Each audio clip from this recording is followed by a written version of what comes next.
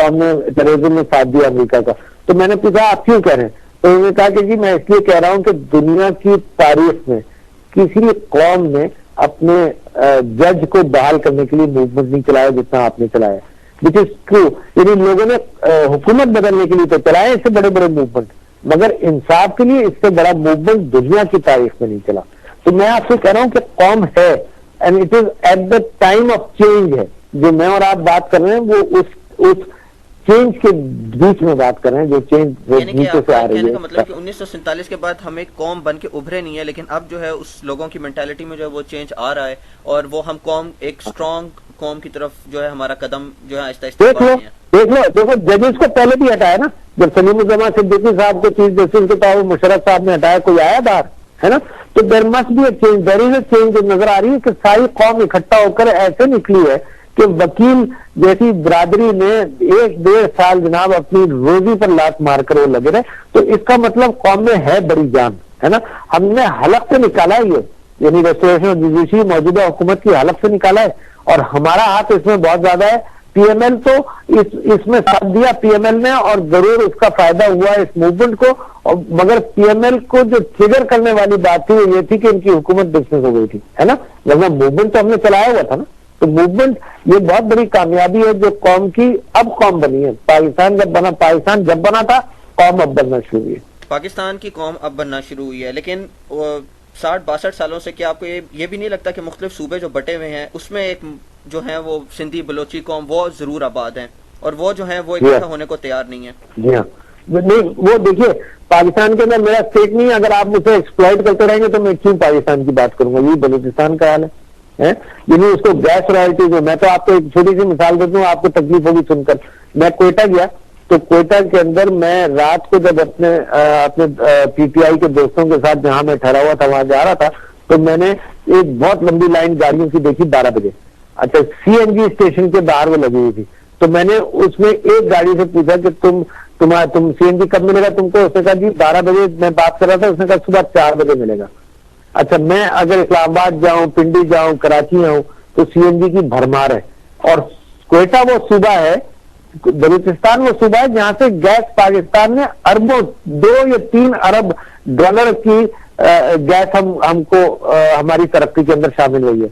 वहां क्वेटा के अंदर 2 सीएनजी के स्टेशन है। तो अफसोस नहीं होगा आपको, वहां पर हम नफरत ही फैला रहे। फिर वो क्यों कहेंगे कि जी पाकिस्तान पाकिस्तान के अंदर तो मुझे सिक्योरिटी मिलनी चाहिए, मुझे इंसाफ मिलना चाहिए। लोगों को आप बहुत सारी बरादरी अमेरिका में क्यों बैठी है?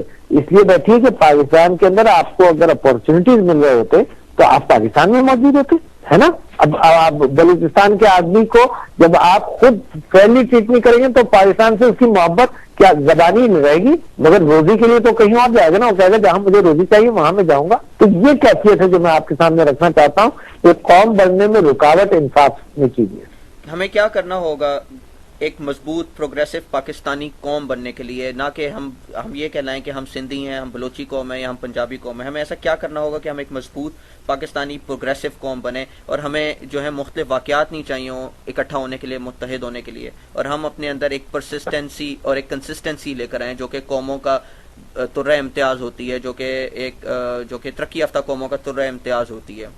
मैं आपसे एक बात अर्ज करूं, आप गरीब की फिक्र कर लें इररेस्पेक्टिव ऑफ प्रोविंस, ठीक है ना, कौम आपकी बन जाएगी।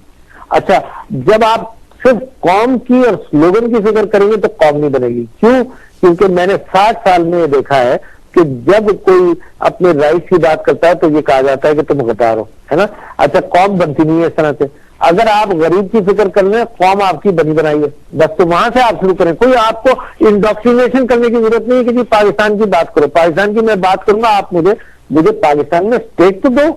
मुझे तो गरीबों, आप कराची अगर आओ, आप ये देखो कि मैं गाड़ी में बैठ के जा रहा हूँ, एक बस जा रही है जिसमें 40 आदमी छत पर बैठे हुए, 50 आदमी बस के अंदर घुसे हुए, 90 आदमियों की एक जानवरों की तरह उनको ठूस कर ले जाया जा रहा है। तो उसको नफरत नहीं होगी जो मैं कर रहा हूँ। अच्छा, फिर एक सूबे का अगर दूसरे सूबे में जाएगा तो देखा जाएगा फर्क है तो उसको भी नफरत होगी। तो देखो, इंसाफ करो, कौम बन जाएगी। देखो, यानी प्रायोरिटी उस आइडियल को मत रखो। प्रायोरिटी जो है इंसानियत का प्रायोरिटी है कि न भूखा हो न नंगा हो, सब तालीम याफ्ता मैं ये कह रहा हूँ कि कौमें तो ऐसे बनती है ना कि जैसे अगर आप गरीब का ख्याल करोगे तो कौम बन जाएगी, गरीब की मुफलिसी का ख्याल करोगे कौम बन जाएगी। बसों के अंदर जो हाल होता है, जो मैंने आपको बताया कि जनाब 50 आदमी छत पे बैठे हुए, तो उनको स्टेक नहीं है माशरे के अंदर। तो कौमें बनती है जब माशरे में स्टेक होता है। जिस कौम के आदमियों का स्टेक उस कौम के अंदर नहीं हो, जिसको उस कौम के अंदर मुस्तकबिल नहीं नजर आएगा, तो वो आप जैसे पैट्रियट तो मुल्क छोड़कर चले जाएंगे। जो गरीब आदमी है ना, तो वो अमेरिका के कहने पर आएगा, हिंदुस्तान के कहने पर आएगा, तो वो एंटी पाकिस्तान भी हो जाता है जब मामला बहुत बिगड़ता है। मुझे आज तक याद है कि अजमल खटक साहब एक बहुत ही नामी लीडर थे एएनपी के और नेशनल अवामी पार्टी के, तो वो जड़ावाला बाग रावलपिंडी के अंदर फायरिंग वायरिंग हुई, उनका भतीजा उनकी गोद में मर गया। वो पाकिस्तान छोड़कर चले गए अफगानिस्तान और 6-7 साल एग्जाइल में रहे, और उन्होंने कहा कि जी मैं उस मुल्क में नहीं रहना चाहता जहां मेरा बच्चा सिक्योर ना हो। तो मैं ये कहता हूं कि लोगों के जज्बात होते हैं, तो जो नाइंसाफी है पाकिस्तान के अंदर, जैसे ही वो खत्म हो, हम गरीब का ख्याल करेंगे तो कौम आपकी बनी हुई है। आपको इंडोक्ट्रिनेट करने की जरूरत नहीं है कि जबरदस्ती घोलकर पाकिस्तानियत पिलाएं। आप पाकिस्तानियत का होना चाहिए पाक कौम और इंसाफ के साथ हो तो कौम है। क्या आपको लगता है कि हमारे अंदर ऐसे लोग हैं जो अपना आराम और आसाइश कुर्बान करके पाकिस्तान के लोगों के लिए काम करेंगे? काम कर रहे हैं, सब कुछ कुर्बान किया हुआ। उसने अपनी सारी वेल्थ कुर्बान की, उसने अपनी फैमिली क्राइसिस में भी शायद इस वजह से गए कि he had less time for the family and more time for the country, है ना। उसने सब कुछ कुर्बान कर पहले जो पैशन उसका शौकत खानम के हवाले से था वो किया। जब वो एमएनए बने तो उन्होंने ये दिखाया कि एमएनए क्या कर सकता है। उन्होंने एक नवल कॉलेज, बेहतरीन कॉलेज एस्टेब्लिश किया जो फॉरेन यूनिवर्सिटी के साथ उसका ताल्लुक है, और कहाँ किया? गरीब इलाके में किया, शहर में नहीं किया, गरीब इलाके में किया। तो बड़ी लीडरशिप यहाँ मौजूद है जनाब पाकिस्तान तहरीक इंसाफ की, जो अपने आराम और आसाइश कुर्बान करके पाकिस्तान को सही रास्ते पर डालना चाहती है। The leadership is there. The problem is कि उस लीडरशिप की पहचान इतनी हो कि वो बस चला सके। जैसे बस को धक्का देना तो 10 आदमी नहीं दे सकते, 20 आदमी चाहिए, मिसाल के तौर पर एक नहीं दे सकता। तो वो लोगों का पार्ट आता है ना कि लोग अपना पार्ट प्ले करें और फिर वो इस तरह के लोगों को लाएं, क्योंकि अगर लोग तो अपना पार्ट प्ले करें और जिस तरह की लीडरशिप आज हम देख रहे हैं, अफसोस के साथ कहना पड़ता है कि वो जो है कुछ कर नहीं रही है कौम, मुल्क और कौम के लिए। तो लोगों को अपना पार्ट प्ले करना चाहिए कि उन्होंने अपने फ्यूचर। नहीं, लोग बिल्कुल सही कर रहे हैं। देखो लोग सही कर रहे हैं फैसल। असल में लोग अपनी सोच और अपनी आंखों से क्या देखते हैं, वो ये देखते हैं कि वडेरा जो है वो उनका काम करा सकता है। क्योंकि उसका पुलिस में असर रसूख है, जुडिशरी का कोई हाल नहीं, जो वहां तक पहुंचती नहीं है। और हम जाकर अगर हायर आइडियल्स पर उसको ले जाएं तो वो हायर आइडियल नहीं सोचता। मैं भूल रहा हूं, एक साइकोलॉजी के अंदर एक ट्रायंगल कहलाता है कि सबसे पहले आदमी अपनी बेसिक नीड्स देखता है। हायर आइडियल्स तो जब बेसिक नीड्स पूरी हो जाती हैं, जिसके अंदर उसका सिक्योरिटी है, उसका शेल्टर है, उसका खाना पीना है, तो तब वो हायर आइडियल्स की तरफ आता है। अच्छा, अगर हम ये सोचें कि गरीब को हम हायर आइडियल्स की सोच दे सकते हैं, ये गलत है। आप समझे ना। तो लिहाजा गरीब को अगर हम इंसाफ का दरवाजे तक पहुंचा दें तो फिर वो नेक्स्ट हायर आइडियल की तरफ जाएगा।